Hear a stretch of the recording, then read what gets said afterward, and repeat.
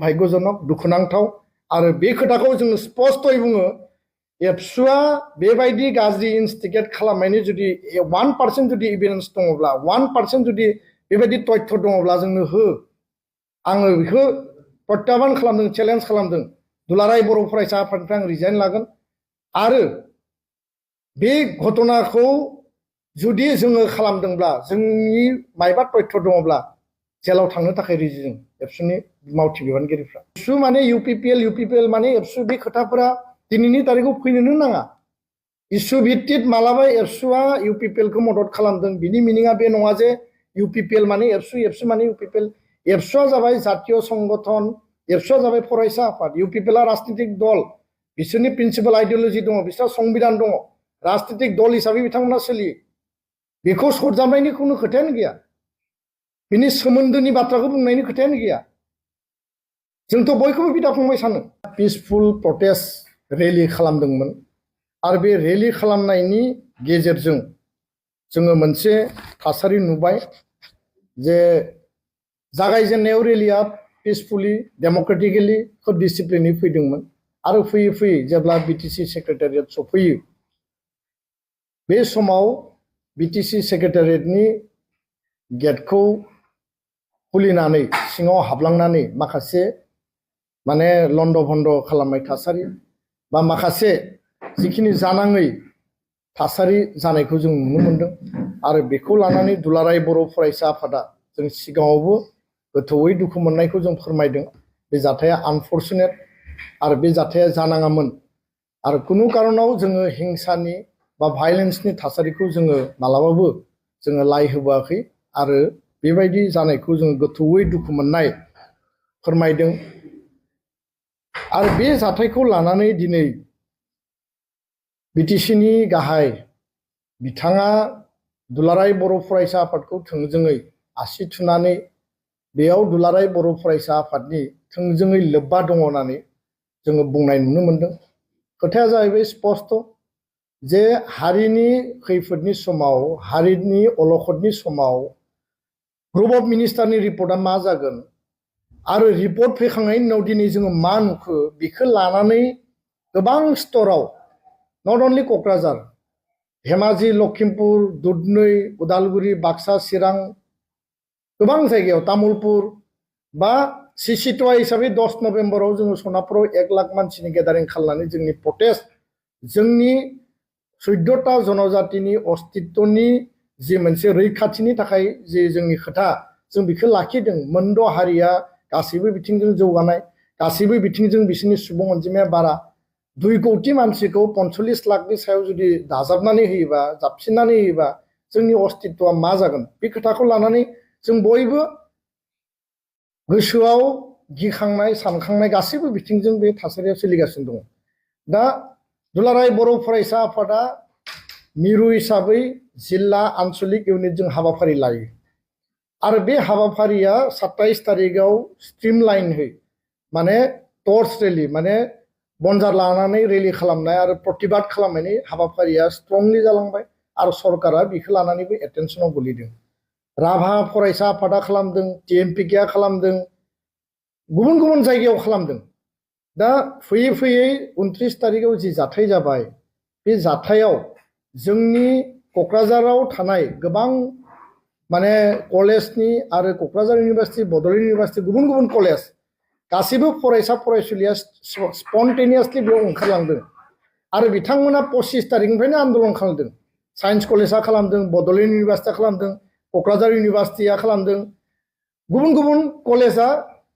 हाबाफारिखौ लाबाय थादों गावबा गावनि माने प्रटेस्ट आरो फरायसा फरायसुलिनियाव गिखांनाय आरो सानखांनाय दङ जे जोंनि भबिष्यतआ मा जागोन जोंनि एडमिशन जोंनि रिक्रुटमेन्ट दा अल इन्डिया लेभेलावथ' दिनै जों जिखौ बुजिबाय एसटिआ मोनसेयानो पाके प्रकारेबाबो मोनद' हारिखौ एसटिनि शेड्युल ट्राइबनि पेकेजावनो सोनानै दोनबाय आसामावसो 3 भाग खालामदों अल इन्डियायाव जों मोनसे मिनाया दिनै अल इन्डियानि इउपिएससि आइएस आइपिएसखौ कब्जा खालामो railway banking staff selection commission दिनै जुदि एम्सआव आइआइटिआव बा एनआइटिआव बा नोङो जुदि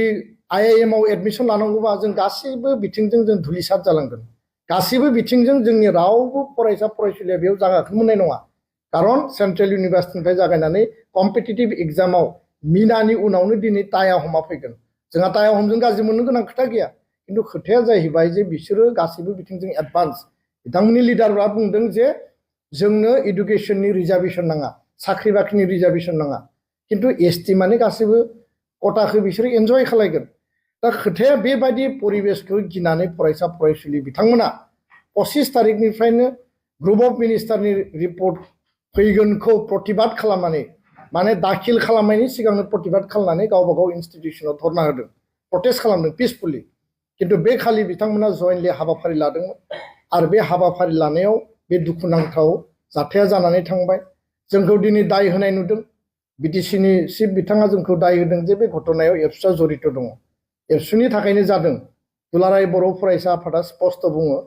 दुलाराय बर' फरायसा आफादनि मिरुनि बे हाबाफारिया लानाय हाबाफारि नङामोन खिन्थु एबसुआ गावनि लेभेलाव आन्दोलनखौ खालायबाय थादों नाथाय फरायसा फरायसुलिनि जि इमोशन आरो जि सेन्टिमेन्ट जोंनि कलेज इउनिभार्सिटियाव एबसुनि इउनिट कमिटि दङ आरो कलेज इउनियन बडि इउनिभार्सिटि इउनियन बडि दङ बेयाव बर'जों लोगोसे राभा फरायसा आफाद गार' फरायसा आफादबो दङ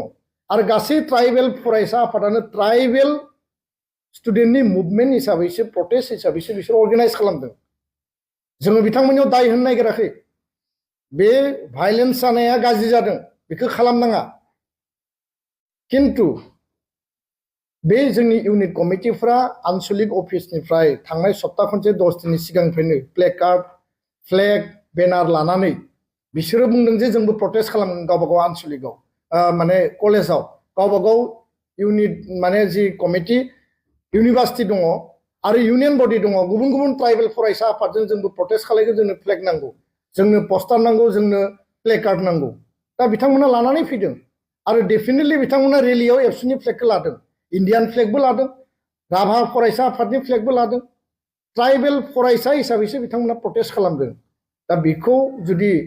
बे घटनाजों एबसुखौ जड़ित खालामनानै राजनितिक कालार लाबोनो नागिरनाया बियो थारैनो बिराद दुखुनांथाव आरो बेखायनो दुलाराय बर' फरायसा आफादा दिनै जोङो खावलायदों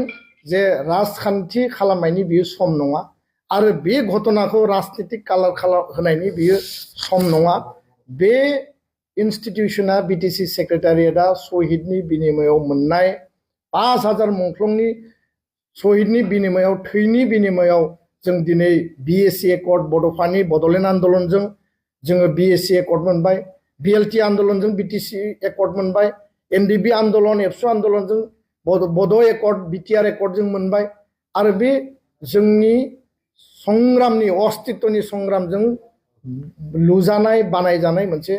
अनुस्थान आरो बिनि गेजेरजों बर' हारिनि अस्तित्वनि खोथाया बे बिटिसि सेक्रेटारियेटनि गेजेरजों सावरायजानांगौ आरो 36 लाख माने 35 लाख बिटिआरआव थानाय गासै जाति जनगोष्ठी 26टा जनगोष्ठीनि खोथा बाथ्रायाबो रायलायजानांगोन बेयाव बयहाबो गावबा गावनि अधिकार मोननायनि खोथा दङ खिन्थु अस्तित्वनि आन्दोलनखौ खालायदोंमोन सोर बर' हारिया बर' रायजो राजाया बर' दल संगठना आरो बे अस्तित्वनि संग्रामाव जोङो बेखौ दिनै मोनबाय दा बेखौ माने आबेगाव जोंनि फरायसा फरायसुलिया बे गोरोन्थि खामानिखौ मावबाय बे स्पन्टेनियास मोनसे रेलिमोन आरो बेयाव रावनिबो इनस्टिगेसन रावनिबो इनजेक्ट गैया बेखौ लानानै दिनै राजनीतिक महलाव जि कालार फुननो नागिरदों बे थारैनो दुर्भाग्यजनक दुखुनांथाव आरो बे खोथाखौ जोङो स्पष्टयै बुङो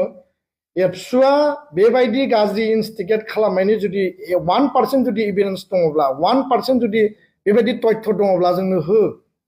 आङो बेखौ प्रत्याबान खालामदों चेलेन्ज खालामदों दुलाराय बर' फरायसा आफादनिफ्राय आं रिजाइन लागोन आरो बे घटनाखौ जुदि जोङो खालामदोंब्ला जोंनि मायबा तथ्य दङब्ला जेलाव थांनो थाखाय रेडि जों एबसुनि मावथि बिबानगिरिफ्रा बेबायदि समाव राजखान्थि खालामनायनि थासारि खालामनाङामोन बे जोंनि थाखाय दुखुनांथाव बरन्स जोङो हाग्रामा महिलारि बिथांखौ थांनाय समाव जोङो खौसेथिनि थाखायसो खावलायबोदों खौसेथिनि थाखायसो जों रायलायबोदों आरो 2005 सनाव बिटिसि एकर्डनि उनाव मदद खालामनाय नंगौ माखासे समाव इस्यु भित्तिक इउपिपिएल दलखौ मदद खालामदों आरो 2005 सनावबो हाग्रामा महिलारिखौ जों मदद खालामदों दा एबसु माने इउपिपिएल माने एबसु बे खोथाफोरा दिनैनि तारिखाव फैनोनो नाङा इसु भित्तिक मालाबा एबसुआ इउपिपिएलखौ मदद खालामदों बिनि मिनिङा बे नङा जे इउपिपिएल माने एबसु माने इउपिपिएल एबसुआ जाबाय जातीय संगठन एबसुआ जाबाय फरायसा आफाद इउपिपिएलआ राजनीतिक दल बिसोरनि प्रिन्सिपाल आइडियोलजि दङ बिसोरहा संबिधान दङ राजनीतिक दल हिसाबै बिथांमोना सोलियो बेखौ सरजाबनायनि खुनु खोथायानो गैया बिनि सोमोन्दोनि बाथ्राखौ बुंनायनि खोथायानो गैया जोंथ' बयखौबो बिदा फंबाय सानो हाग्रामा महिलारियानो जा रबिराम नार्जारियानो जा प्रमद बर'आनो जा इउजि ब्रह्मआनो जा दा दला आलादा आलादा बिथांमोना दल खालामदों राजखान्थि खालामदों एबसुखौ मानो गेजेराव लाबोयो आं बुंदों जे इसु भित्तिक जों मदद होदोंमोन खिन्थु दिनै जों रावजोंबो गैया जोङो इन्डिपेन्डेन्टलि दुलाराय बर' फरायसा आफादा जातिनि सार्थ अस्तित्वनि थाखाय जों खामानि मावदों दा बेखायनो बे खोथाफोरखौ ब्लेम गेम खालामनानै दिनै जोंनि गेजेराव गावस्रा गावस्रि लाबोनाय खौसेथिखौ माने उद्देश्यआ मामोन जे 6 जनगोष्ठी जनजातिकरण खिन्थु दिनै उद्देश्यखौ रायजोफोरनो खिन्थानानै होदों जे एबसु माने इउपिपिएल माने एबसु बिराद जथेस्थ' बियो दुखुनांथाव आरो थांनाय दिल्लीनि हाबाफारिनि गेजेरजों दुलाराय बर' फरायसा आफादा जों घोषणासो खालामदोंमोन जे जों गोख्रैनो दिल्लीनिफ्राय थांनानै हाग्रामा महिलारि बिथांखौ जों लोगो हमगोन लोगो हमनायनि कारना जाबाय बर' एकर्ड इमप्लिमेन्टेसन जानांगौ बर'फोरनि अस्तित्वनि जि मोनसे जोंनि मोनथायनि जि अधिकारनि